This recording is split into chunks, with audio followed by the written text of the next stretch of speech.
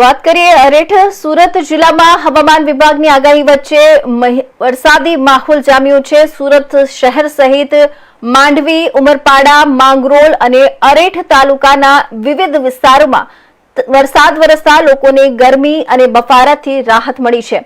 અરેઠ તાલુકામાં માત્ર 1 કલાકમાં 1 ઇંચ જેટલો વરસાદ નોંધાયો હતો, જ્યારે માંગરોળ તાલુકાના કેવડી અને વેલાવી ગામોમાં પણ સારો વરસાદ વરસ્યો હતો।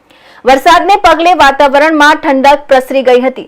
ઓલપાડ વિસ્તારમાં વહેલી સવારથી જ કાળા વાદળો છવાઈ જતા વરસાદી માહોલ સર્જાયો હતો। જિલ્લામાં અનેક સ્થળોએ વરસાદી ઝાપટા પડતા લોકોમાં ખુશીનો માહોલ જોવા મળ્યો હતો। વરસાદના આગમનથી ખેડૂતોમાં પણ આશા જાગી છે। જો કે ખેતી માટે હજુ વધુ સારા વરસાદની જરૂરિયાત હોવાનું ખેડૂતો જણાવી રહ્યા છે। હાલ સમગ્ર જિલ્લામાં ચોમાસાની શરૂઆત સાથે વરસાદી માહોલ જોવા મળી રહ્યું છે।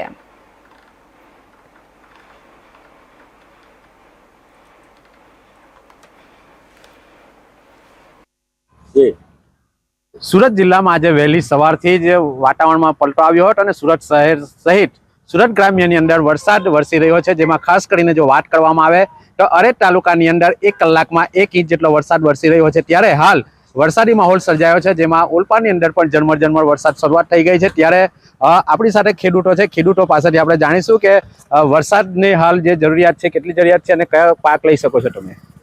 અમારે આપણા ઓલપાડ તાલુકાની અંદર મોટા ભાગે ડાંગરનો પાક લેવામાં આવે છે અને એના માટે પાણીની જરૂરિયાત હોય છે। હવે ખેડૂતોએ ધરું નાખી દીધા છે, પણ ધરુવડિયાની અંદર જો કે નહેર ખાતાવાળા પાણી આપે જ છે, પણ જે વરસાદની જે જરૂર છે, કારણ કે હવે ટૂંક સમયની અંદર રોપણી શરૂ થશે, એની અંદર ખાસ વરસાદની જરૂર છે। અને હમણાં સાંભળ્યું છે કે અરેઠની અંદર વરસાદ ચાલુ છે અને આ ઓલપાડમાં બી વરસાદ જેવું વાતાવરણ જામ્યું છે। કુદરત કરીને એ વરસાદ પડે તો ખેડૂતોને માટે ઘણું જ સારું રહે। તો જે ચોક્કસથી જણાવી દઉં કે વરસાદની જરૂરિયાત છે, જગતનો તાત પણ હવે વરસાદની રાહ જોઈ રહ્યો છે। ખેડૂતો ચોમાસું ડાંગર બનાવતા હોય છે અને હાલમાં ખેડૂતોએ જે ડાંગરનું ડરુવડિયું તૈયાર કર્યું છે અને જૂન મહિનો પણ પૂર્ણ થવા આવ્યો છે, ત્યારે ખેડૂતો પણ સારા એવા વરસાદની આશા રાખી રહ્યા છે। ત્યારે આજે સુરત ગ્રામ્ય વિસ્તારની અંદર વરસાદી માહોલ જામ્યો છે, ત્યારે કેટલાક તાલુકાની અંદર સારો એવો વરસાદ વરસ્યો।